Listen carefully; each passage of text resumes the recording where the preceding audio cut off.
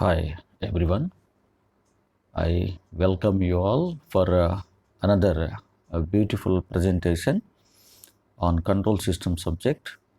In today's presentation, I would like to bring you before about the one of the important stability criteria, that is RH criteria, that is Routh-Hurwitz criteria.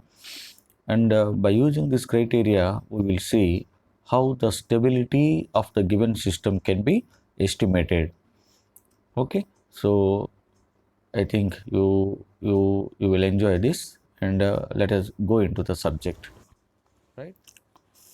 Yes, in today's presentation, we are going to say about the Routh-Hurwitz criterion, which is the very important criteria that is to be used in order to estimate or in order to determine the stability of the given control system, right?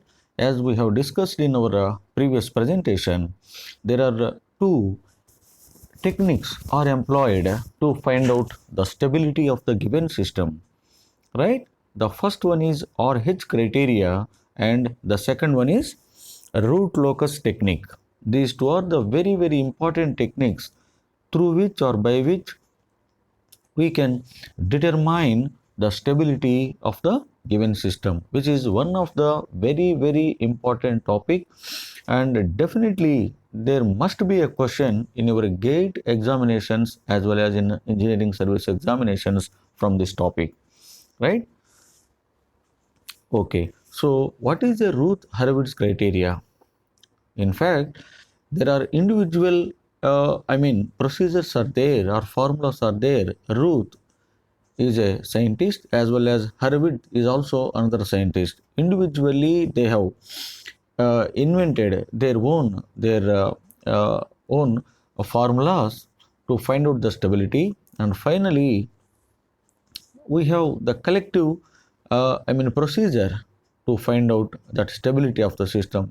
That's why we can directly see about what is that Routh-Hurwitz criteria or simply RH criteria. RH criteria is also the shortcut name for this Routh-Hurwitz criteria, right? How this, what is the criteria? How this criteria is applied to find out the stability of the given system, right? Remember that. By the way, this is our lecture number 55, and in which we will see the RH criteria, right? So let us consider for any given control system the transfer function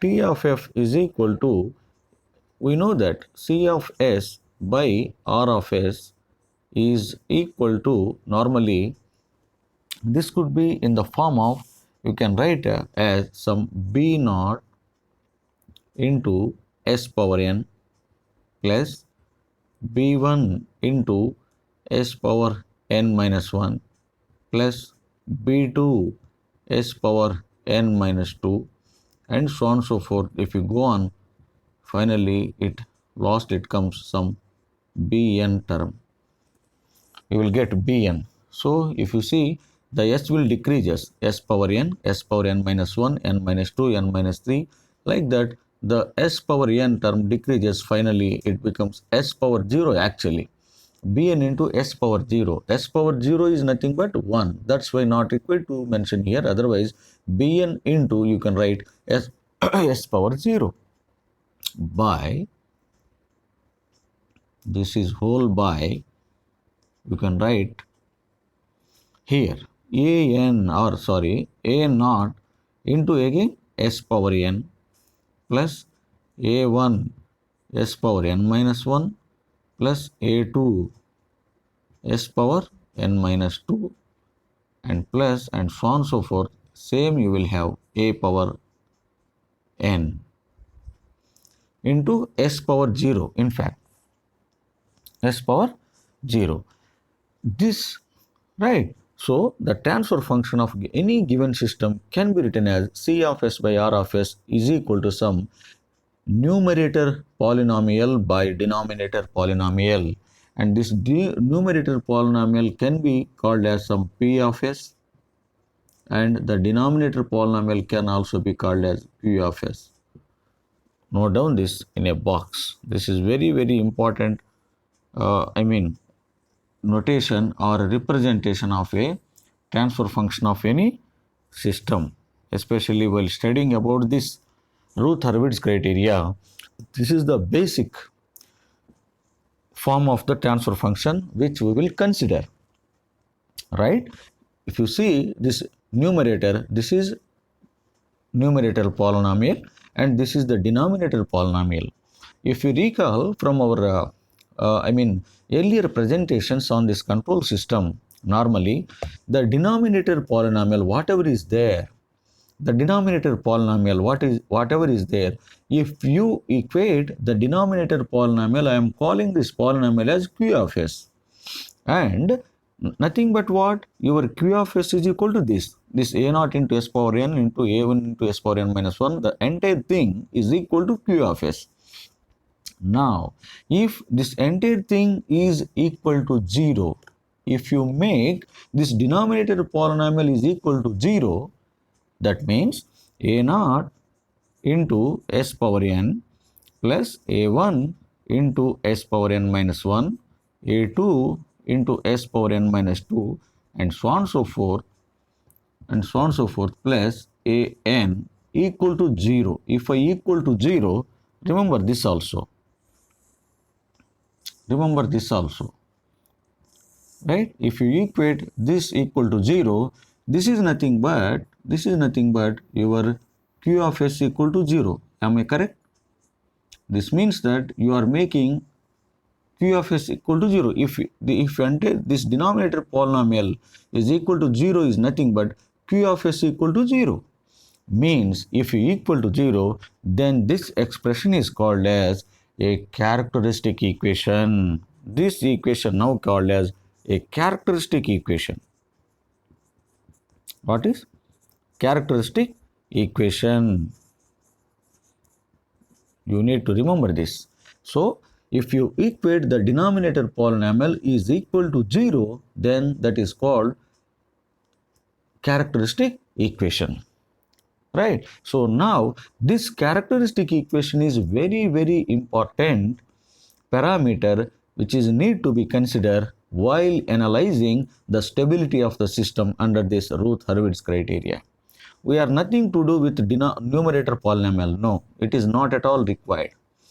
The main interest of our subject is that as far as our topic is concerned, the denominator polynomial only.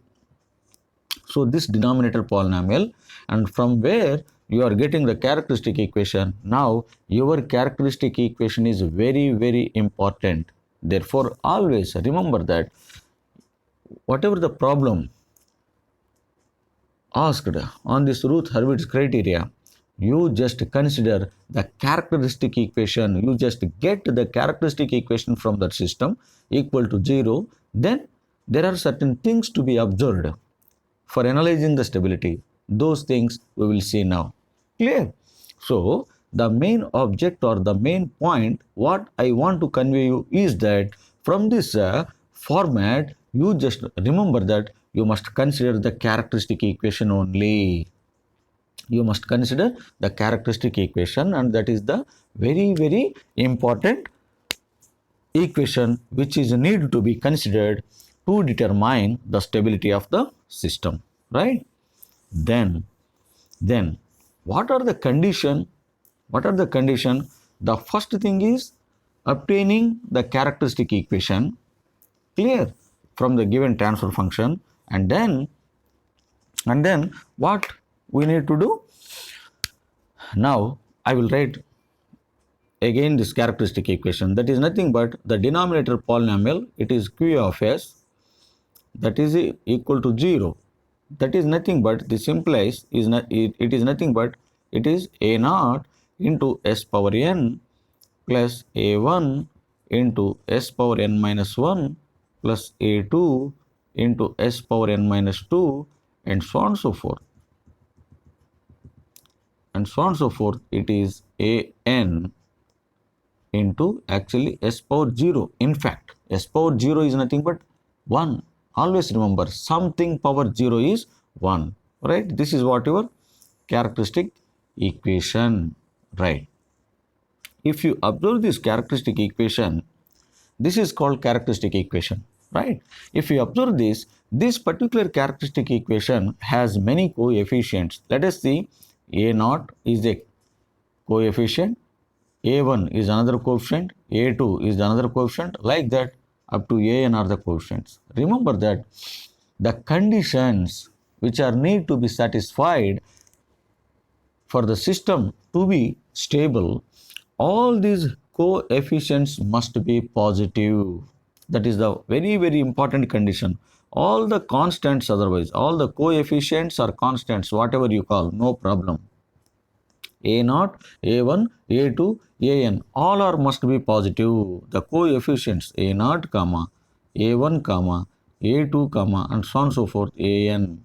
All these coefficients must be positive. They must be positive. There should not be negative. They should not be negative. If any one coefficient is negative, then simply you can say the given system is an unstable system. That is straightforward. By simply observing the characteristic equation without solving the problem, by simply observing the given equation, you can simply say that whether it is stable or unstable. Just by seeing it, if any negative term is there in the given equation, then straightforwardly you can say the given system is unstable system. That's it. That's it. Right? Therefore, the very important condition is that the polynomial should have all positive signs only. In order to be stable, the given characteristic equation or the given transfer function in the denominator polynomial, so you must have all your, coefficients must be positive, and it is a positive, uh, uh, okay, signs it should consist in that equation. There should not be any negative term. There should not be any negative. Right? That is the very important condition. And moreover, the next condition is that there should not be any missing term. There should not be any missing term. Means that if it starts from a naught, s power n, what is the next? It is the nth order equation. This is called nth order polynomial. So s power n means this is the polynomial of nth order. Therefore, s power n is the starting. Next is the s power n minus 1, n minus 2. It is decreasing. Means that in the given expression, all the,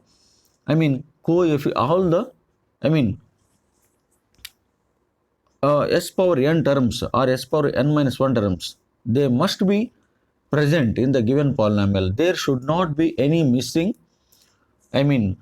order. There should not be any missing term. Every term, say for example, it is nth order. Let us say it is s power 6, for example. In the given problem, in that given polynomial, otherwise, if the order is 6, s power 6 is the starting power, means that is the highest power for that. Then 6 s power 6, then s power 5, s power 4, s power 3, s power 2, s power 1, s power 0. All coefficients must be there in that. If any one is missing, it is unstable again. It is unstable again. Clear? That is the second point actually. Therefore, the first important condition is that all coefficients must be positive. And the second important thing is that, so there should not be any missing term. There should not be any missing term in that given polynomial. Term means the s power n, the order of the equation. Is it not? That is the second one actually. Right? And here, so in the given expression, the third condition is that, what is the third point is that, say for example, in the given polynomial, means in the given characteristic equation, suppose if there is any minus term is there, means a naught into s power n, it is minus is given. Let us assume that if minus is here, minus is given for this, and again remaining all are plus only, then we can say that we can now obtain the sign changes. Sign changes. What is the sign change, you know? Say for example, for your understanding, I am explaining you, just listen. Say, what is the first coefficient? A naught. What is the sign of the A naught? It is plus, is it not? And A1 sign is minus, then means that, so consider plus to minus is one sign change. Clear? Because after A naught you are you have A1. Therefore, for this A1 there is a sign, minus term is there, minus sign is there. Therefore, there is a one difference will be there. Because if it is plus, then there is no difference at all. Plus is there, all are having plus. Therefore, there is no question of sign change.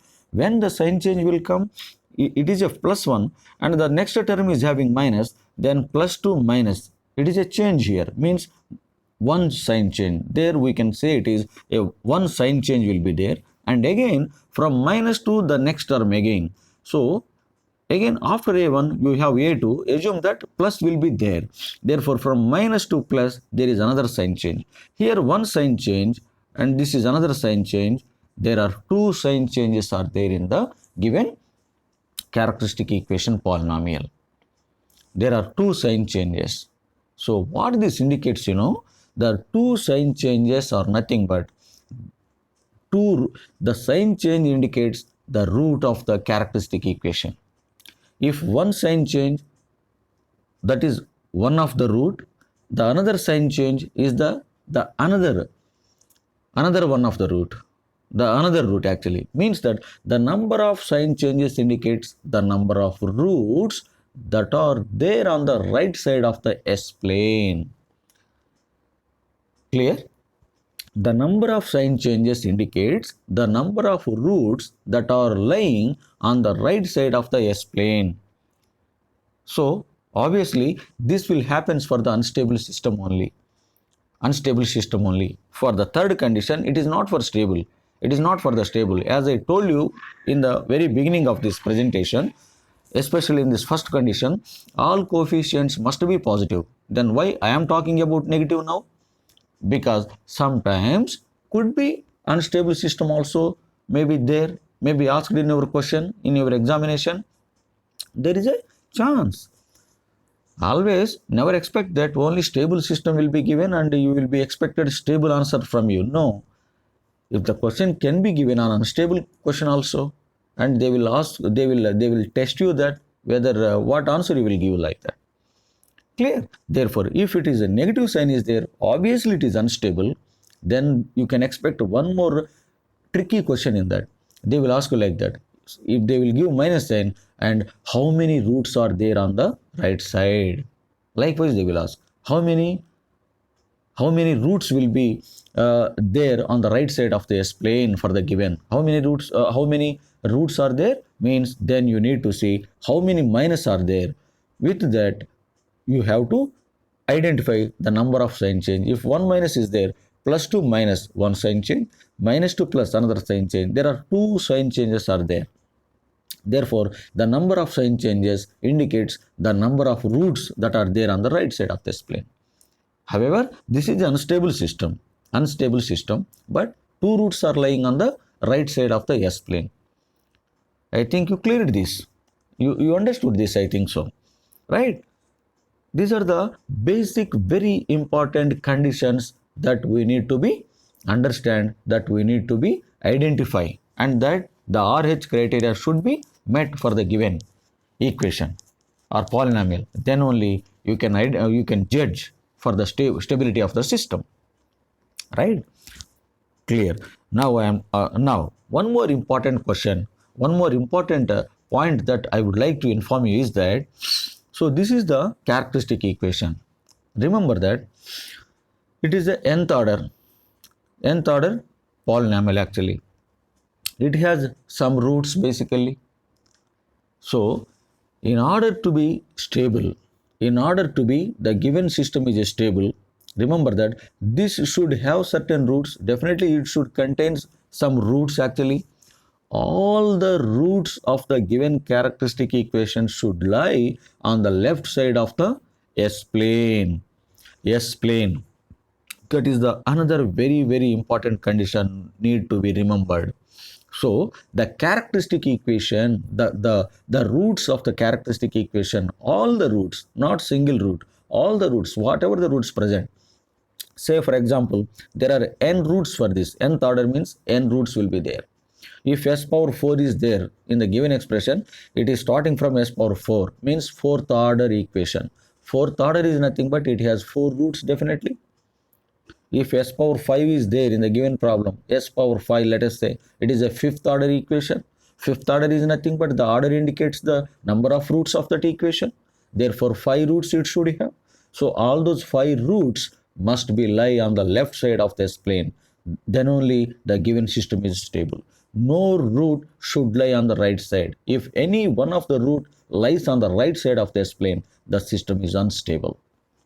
The system is unstable. Clear? I think you got it. Now I am talking about some S plane, S plane, S plane. What is this S plane? I will explain you this now.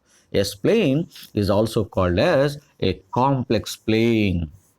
S plane is also called as a complex plane. What is the S plane actually? What normally what is a plane? S plane is nothing but S plane, or also called as complex plane. S plane are also called as complex plane. What is S plane actually? S is nothing but it is a complex term basically. S is equal to normal, you can write like this, sigma plus j omega. I think you might have studied during your network analysis subject. S is equal to can be represented as sigma plus j omega. It has a real part. Sigma is a real part actually. It is a real part, and omega, j omega is the imaginary part. Imaginary part. Clear? So this is the real part actually. Sigma is a real part, and j times omega. J stands for it is imaginary. Therefore, if you plot the graph, if you plot the plane, how it will be? So in S plane you have real part and imaginary part. Then you can represent that plane as like this. It is very simple to, this is some x-axis and y-axis will be there. This is x-axis and this is y-axis. Clear? Your x-axis is nothing but real. This is real part actually, means it is sigma actually. You represent sigma on this. On y-axis you represent j omega. Nothing but imaginary. This is imaginary part we will represent on this y-axis. Clear? So this is the S plane basically. The total entire area, this is called S plane.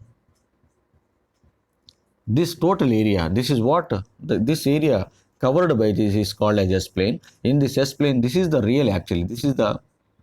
This portion is real part sigma, whereas this portion is called as your imaginary part. Y-axis is the imaginary part. Plus j omega, it is plus j omega.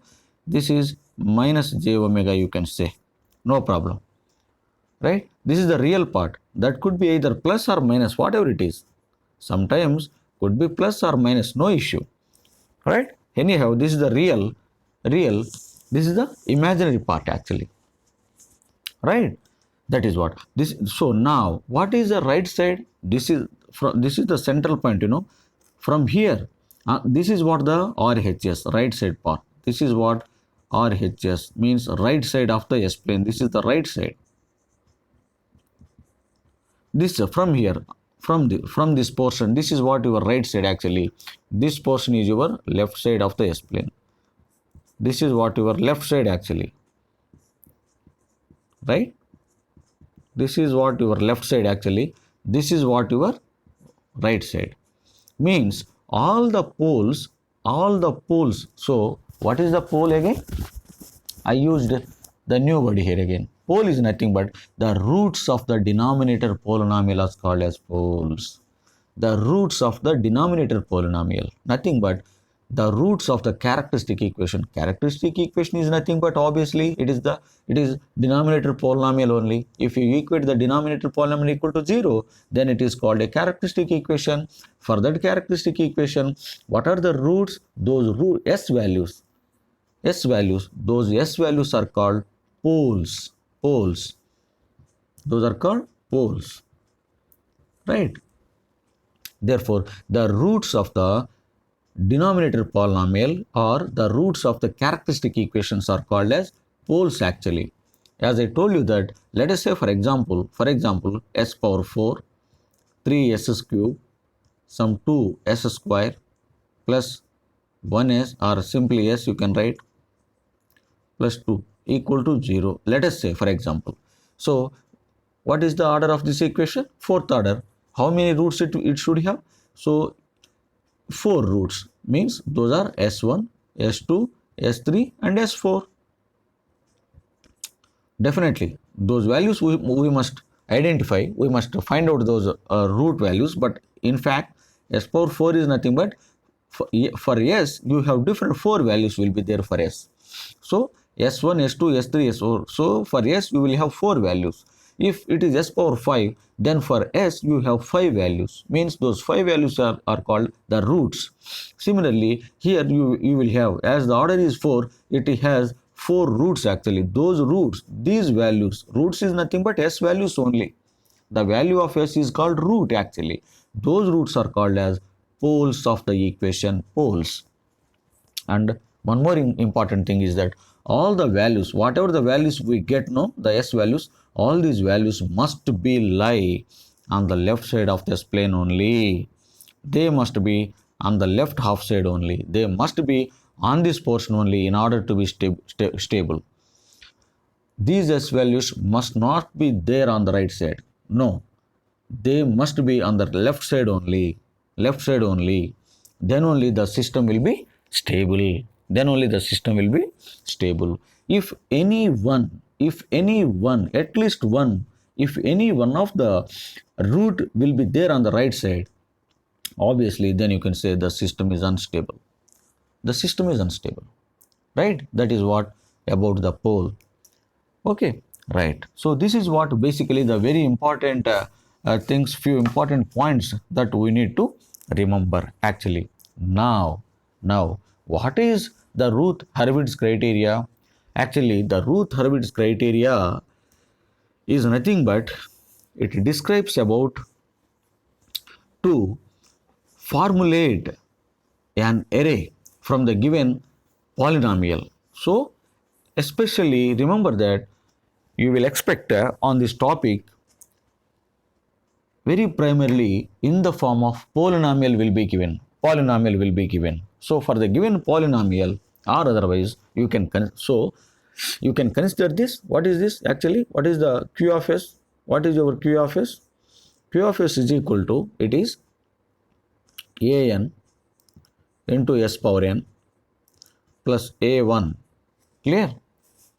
Is it? So a naught into s power n, a1 into s power n minus 1 plus a2 s power n minus 2 and so on and so forth. It will goes up to a naught an. Clear? This is the polynomial. From this polynomial or you can equal to 0 this.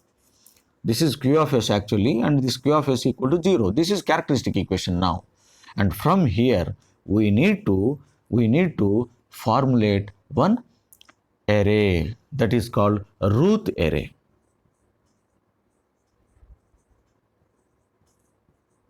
We have to formulate one array. How it will looks like, Routh array. That is called Routh array.